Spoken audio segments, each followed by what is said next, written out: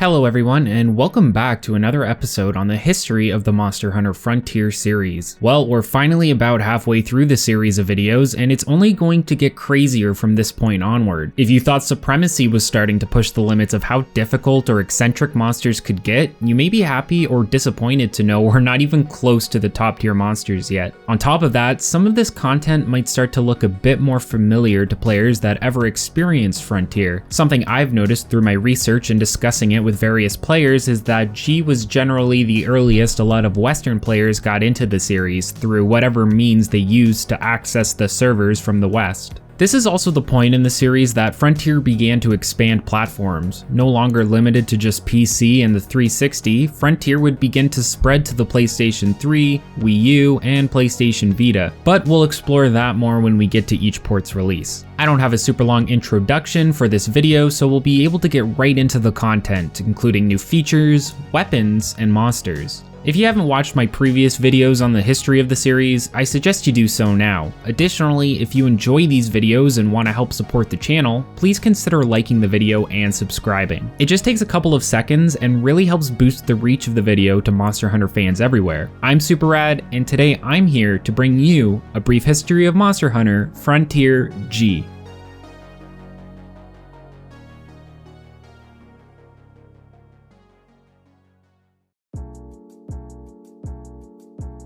In my previous video, we talked a lot about the features and monsters included in Forward, but one big feature I didn't mention was the inclusion of Halks, which were companion flying wyverns introduced in Forward 2. I'd like to take a little bit of time now to go over them since I missed them previously. They were customizable companions similar to Palicos. Players could equip skills to them in order to produce various types of effects, such as their Hulk being able to shoot various elemental projectiles, or even giving the ability to heal or buff hunters. Their element was dictated based on what hunters fed them, and this could be changed recurrently. The element they set would change the appearance of the Hulk, and each element had 3 different levels which would also adjust the appearance. An update within Forward 4 allowed Hulks to act similarly to a Farcaster and transport hunters to any area within the map. However, the trade-off was that this traversal method would land you in a random location.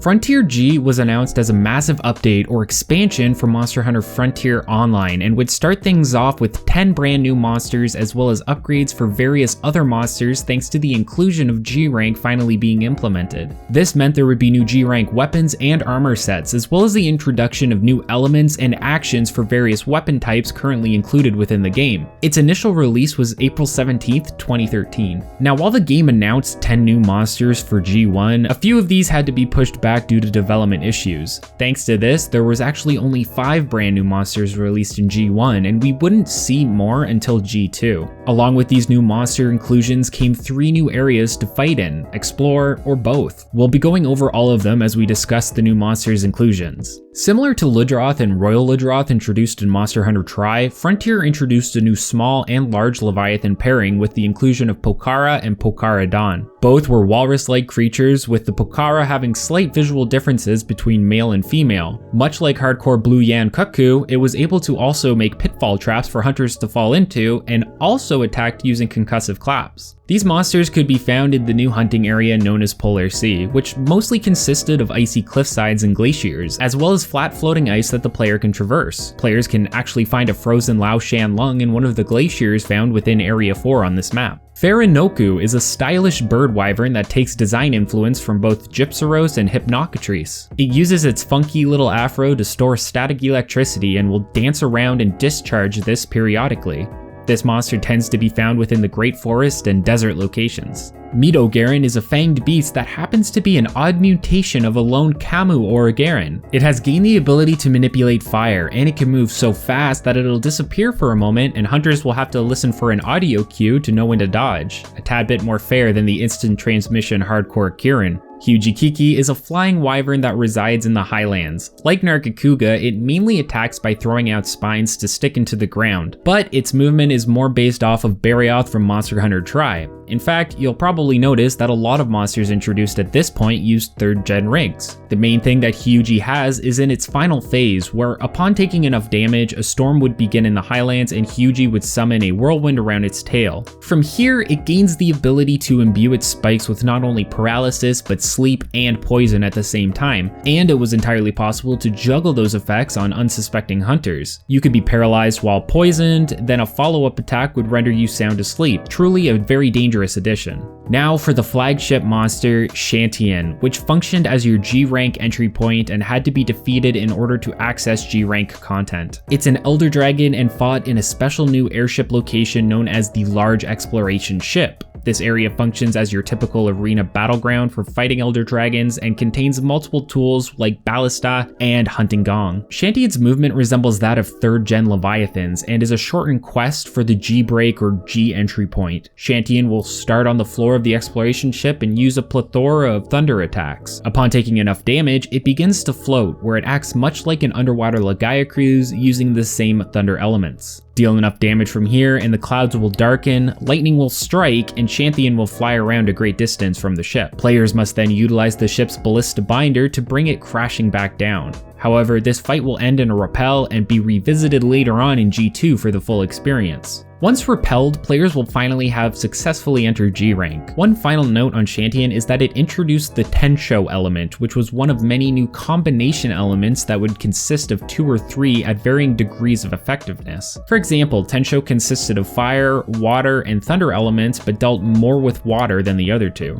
Further elemental combinations were introduced in later updates, but the light element, which consisted of thunder and fire, actually showed up in G1 through premium event weapons and a Fate Stay Night collaboration. The G1 update saw an initial surge in sales and players for Frontier, but ultimately this began to get worse and worse, with a 20 to 30% drop in player base, and the development team feeling a sense of crisis during this time. Despite this, updates would continue, and as a lot of us know, the game would survive all the way to 2019. On May 22nd, Frontier received a G1 Refine update which fixed several bugs within the game and continued the inclusion of the Hunter Festival and the inclusion of G-rank secret armor, which I described in the previous video, so go check it out over there. Seriously, I can't stress enough how buggy this game was for a little while there. The developers really weren't expecting such a surge in players with the release of G, and it unfortunately showed. Now, with all that out of the way, let's check out the new inclusions in Monster Hunter Frontier G2.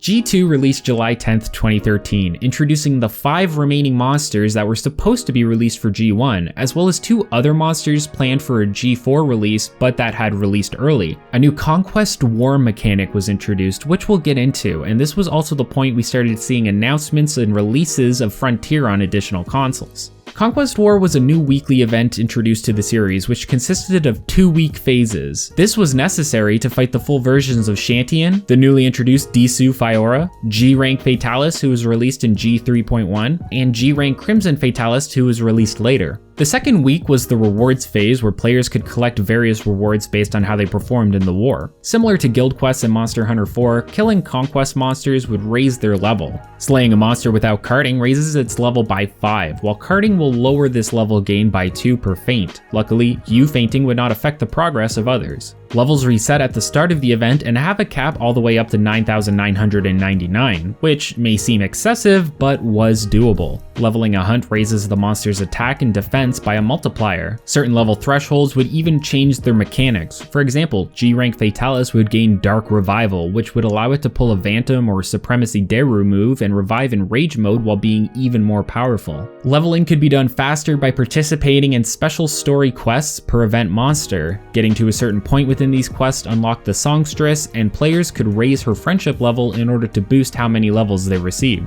This conquest event allowed players to fully hunt and slay Shantian, and during the fight, there would be a transition in which the exploration ship crashes into a volcanic area. Think of it like fighting Gen Moran, which transitions to a final confrontation midway through the fight. Now, Shantian wasn't the only enemy that received this treatment. The dragon Dayz Fiora was introduced. This white and red elder dragon bore a resemblance to Alatreon in stature and movement, but with a level of power and insanity that was starting to be expected from Frontier. It utilized the combo element Frozen Seraphim, which combined fire, ice, and dragon. Massive meteor storms, combined ice and fire blasts, a second phase that allowed it to cause huge ice explosions from the ground, summon massive tornadoes of ice and fire, and a massive attack that would one-shot hunters unless they stood behind the shield that Dayz constructed for itself, very similar to some of the mechanics we now see in World. This monster could be fought at the new World's End arena location.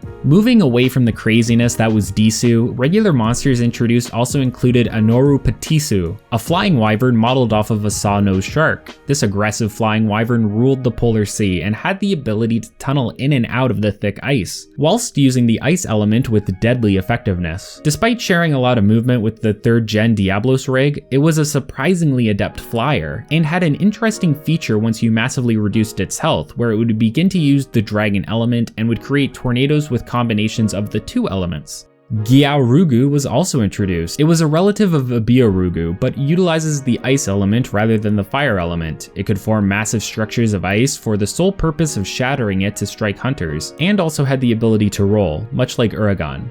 Next up we have Rebidiora, who is a subspecies of Rucodiora, and could use the new Thunderpole element, which combined thunder and magnetism together. Rebidiora was slower than Rucodiora, however hit much harder and featured roaming thunderballs that would explode at inopportune times. Continuing the magnetism trend, another duo monster pair were introduced known as Ray and Lolo Gogarth. These monsters shared a stance with Rajang and had the ability to perform tag team attacks using mild amounts of magnetism. One interesting thing to note is that these two could damage each other significantly during their individual attacks, and if one was to be stunned, the knockout stars would persist even after they woke up. In this state, they would often target their mate. Additionally, these monsters were originally planned for G4, which was still 2 updates away, but were pushed forward for an earlier release. These monsters were also the first to reintroduce hardcore into the G updates, each coming with a hardcore version that dealt additional damage and would allow them to puff up their fur larger when enraged.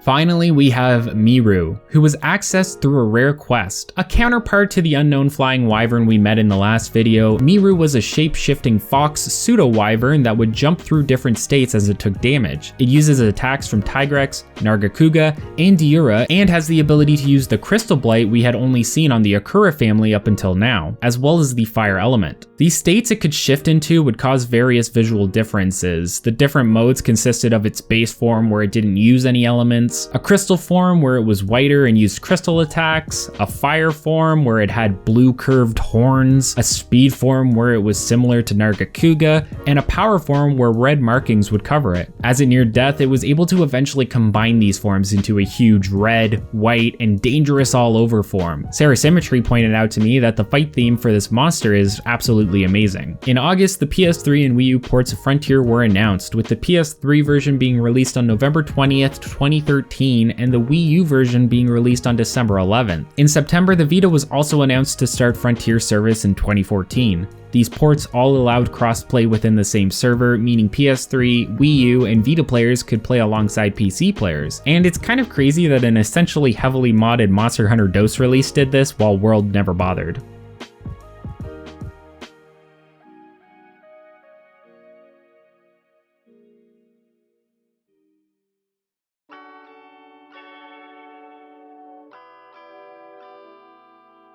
G3 was released October 16th, 2013, with a G3.1 update on December 18th and a G3.2 update on February 5th, 2014. Not only did this expansion bring several new monsters and a large amount of hardcore species, but it also introduced the new sigil system, hunting partners, and burst species. Certain G-rank weapons would have slots associated with them, but these were different from traditional decoration slots. Instead, they were diamond-shaped and players would slot in special sigils. These sigils had various effects, such as simply raising raw damage a lot. They could raise it a lot. Or even granting new weapon moves, as well as various other effects. Seriously, this was the closest Frontier players could get to reaching godhood by this point in the series, and could become exceptionally powerful with the help of sigils. Once fused to a weapon, sigils required a special catalyst to remove, which would be obtained through various means. Hunting partners were similar to the Rasta system already implemented, except players had the ability to actually bring their partner on quests with them rather than giving them to other hunters. They could level up through use and would have their own weapon rank and skill set.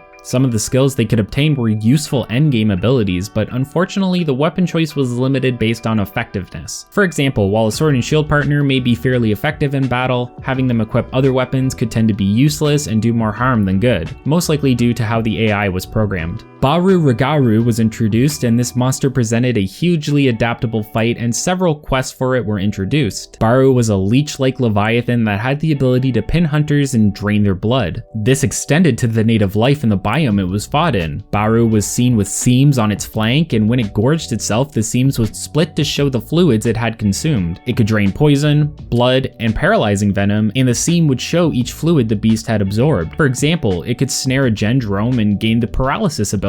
Baru could also exhaust its reserve of drained fluid if interrupted enough whilst feeding, at which point it would default to its base element, which was surprisingly water. This monster also had a hardcore variation that was stronger than its normal counterpart. Next up we have the burst species, which are considered to be powerful relatives of existing monsters that can utilize various elements. The first to be introduced in G3 was Zeru Rezu, a relative of Rathalos who utilized the new light element, a combination of thunder and fire. The unique thing about Zeru here is that it would change itself based on the damage that the hunter was doing, and in turn boost its own attacks in turn. With cutting weapons, Zeru boosted its legs with massive stomps, faster movement, and a resistance to cutting damage. With blunt, it boosted its face spikes and allowed it to gain resistance to blunt damage. With shots, it would mimic its assailant and used more ranged light attacks. In G3.2, another burst species was introduced known as Muraginasu, who is a relative of the Espina species. As this monster was adapted to the darkness, its gimmick was being completely blind. It utilizes the darkness element, which combines ice and dragon, and targets players based on who is performing the most damage or who is making the most noise. It will then hyper-focus on said targets, similar to Safi'jiiva in Monster Hunter World. While a relative to Espinas, the visual differences are striking, with a black and bright yellow color scheme as well as a large drill-like horn. Another interesting mechanic was that this monster's aggro was so intense, hunters were presented with 3 bone piles the moment Muraginasu got mad. These bone piles completely eliminated all damage and knockback for attacks, up to 3 times, and were instrumental in managing the monster's ire. Other hardcore monsters include hardcore Akura Vishimu, who can produce multiple crystals that will explode over time, but also has the ability to run into them and set them off early.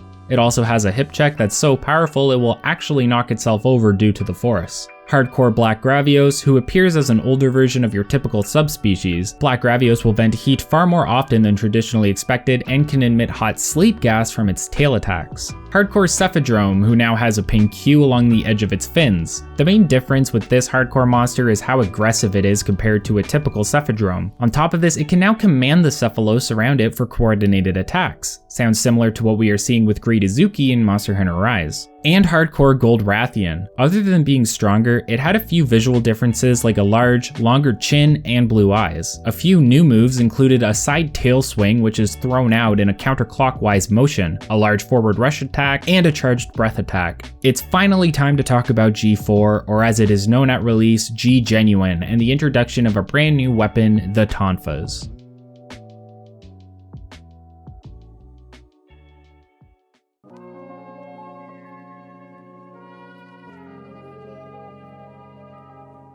Monster Hunter Frontier G Genuine released April 23rd, 2014 and came with arguably one of the biggest inclusions of the entire series, the Tonfa class. Tonfas were an extremely unique addition and came with multiple new features to help them stand out from the traditional weapons that had already been implemented. Functioning as an impact weapon, Tonfas had 2 modes, short and long, and these forms would reverse the hit zone values. For example, if a monster was weak to blunt on its chest and head, you'd use the long form, but if you were in a predicament where you could only focus on the tail or legs, switching to short would allow you to be equally as effective. Tonfas really required you to understand monsters on a meta level. Consider that Miru's different forms would shift its hitbox values, meaning that you had to know exactly which form to use for whichever specific area you were focusing on and be ready to switch when Miru shifted. At the time, Tonfas were the only weapons that allowed the players to sprint while they were readied and could be considered one of the most overlooked contributions to the series, as it would allow you to keep up with rampaging monsters. Players could attack areas on a monster and build up Dragon Spirit on them, ranging from a green aura to orange and finally red. The energy could then be released into a damaging explosion that would also apply a buff depending on the area of the monster that was affected. It was the definitive and only aerial weapon, as using its vault mechanic actually offered iframes and hunters could evade in midair. Finally, the weapon also had a combo bar that when filled offered an attack buff multiplier, but the weapon only had access to the earth style on its release. Now, if you watched my previous video on all of the Linian creatures within the series, you'll remember that the flower field area is full of Aruki, a friendly Linian species that will often aid the hunter in battle. Flower Field was a wide open and beautiful area that the player would hunt various monsters in, including the new Fo-Rao Karuru. The Flower Field's apex Fo-Rao Karuru was modeled after a hummingbird. By absorbing the nectar of the plants around the area, Fo-Rao Karuru gained the different elements and ailments. It could take on sleep,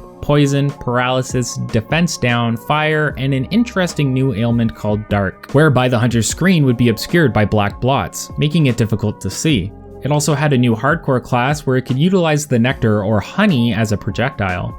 Diorex was another burst species introduced as a relative of Tigrex. It revolved around charging up certain body parts to attack. For instance, it would charge up with an effect around its legs and do a massive jumping combo. The secret to this fight was that it was incredibly weak to impact damage, as the devs had devised it to be the perfect punching bag for Tonfas. On top of this, it featured negative element hit zones. Your overall damage was punished for using any element that wasn't dragon or ice. When Diorex didn't have any parts broken, using fire and thunder had a flat -20 on all hit zones, and water had -10, so your damage would be compromised if you chose any of these elements. Seems similar to how players are now punished for not being properly elementally prepared to fight Alitreon in World. Additionally, hardcore monsters include hardcore Akira Jebbia, who now has the ability to shoot crystals into the air before shooting at them so that they come crashing down and covering a wide area. It can also scatter crystals behind itself with its tail. And hardcore Silver Rathalos, who is now covered in larger spikes all around its body. It can now rapidly fire its fireballs and can charge up a slow explosive fireball as well. On top of the new weapons and monsters, G Genuine also brought along the high-grade graphical update, updating the majority of textures and visual effects in the game to be more up to standard with previous mainline releases and the general trend of graphics at this point in time. It also brought with it the Hunter Navi, which was the set of tasks and chores players could complete to become better acquainted with all of the functions and systems in the game, and offered these tasks from the start of HR1 all the way to the end of G, making it incredibly helpful. One final notable mechanic was the introduction of a limited use skill that could one-shot some monsters. This skill had a limited use and could only really be performed something like once every 3 days. Hunters could charge their knife and then send it crashing into the ground, creating an earthquake effect. The damage was based on how many weapons the player had maxed the style rank on. We're now going to move on to the final section of this video, G5, where we'll take a look at all of the new monster inclusions as well as the partner system.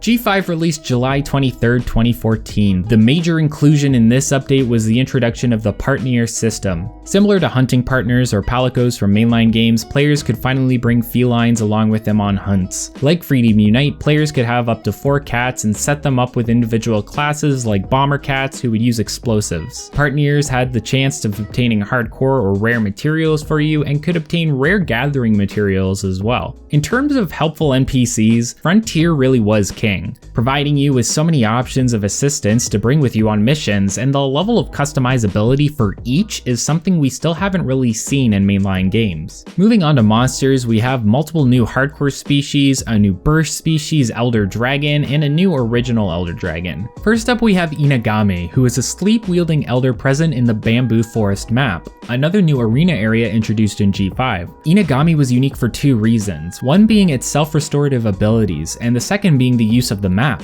Inagami here would use massive bamboo poles to extend its melee range, and sprout shoots from the ground to further extend it. Inagami also had additional mechanics whereby damaging each limb would script a stagger. If you damaged the two front and back legs, the tail, and the head, Inagami would be scripted into coating itself with a healing substance, and once all of the above limbs were coated, it would perform a sleep AoE whereby afterwards it could topple itself. If you iframe this, it would present a massive opportunity. Next up is Garuba Deora, a burst species of Kushala. Garuba was yet another new monster that used the awful Crystal Blight from Akura, but that wasn't all. Garuba had an area-wide one-shot that ignored guts or anything defensive and would start the fight with this. The only way to avoid this was to get close to Garuba and stand inside a protective sphere that the monster would generate. This was a real problem since Garuba would do a swipe at the start and potentially knock away hunters. Additional hardcore monsters included Hardcore Espinus rare species, who, just look at him. He's crazy looking. It's a darker variant of the typical white Espinus, and the spines are even larger than before. On top of that, it seems to glow a purple hue around its wings and head area. It can breathe a poison mist now and can form toxic puddles and tornadoes. And finally, hardcore purple Gypsaros, who is much faster and more aggressive. It can fly in the air and immediately slam down and then immediately flash afterward to really catch hunters off guard. It can also shoot out a trio of poison balls in a triangular formation. Visually, the talons and claws are longer, as well as the teeth.